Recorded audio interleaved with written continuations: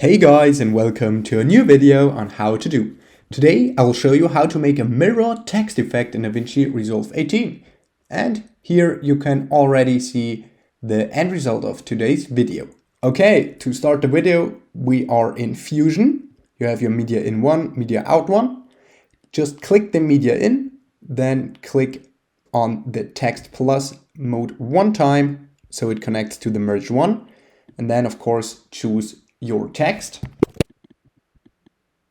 Okay, once you have adjusted it however you like, what you want to do is copy the text one. Command plus C and then Command plus V. Then what you want to do is connect this text 1_1 to the merged one. So the merge two joins like this. Perfect.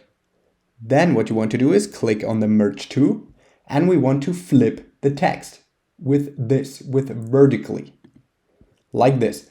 If you adjust the Y, here you can of course leave a bit of a space between, but what I like to do is to connect it completely, just like this. Perfect, now you go over to settings and here you can adjust the blend, however you like. For example, like this, I'm going with around about 60%. That looks very nice. Okay, after this, you go to text 1_1, then go to transform and open the shear section. And here with adjusting the X, you see what I'm doing. It adjusts the mirror text like this. Maybe let's do it just like this. Perfect. Then what I like to do is to add a mask. Just click the mask. Here I like to do the rectangle one. And then just adjust it to your text like this.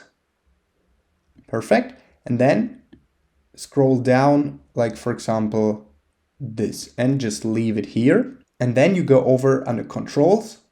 You see soft edge. With adjusting this, you can see it gets a very soft edge and you can adjust it to your liking. For example, like this. And now the end result looks like this.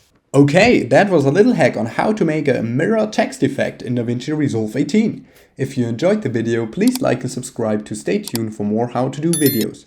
If you have a video suggestion, just let me know down in the comments. See you guys soon.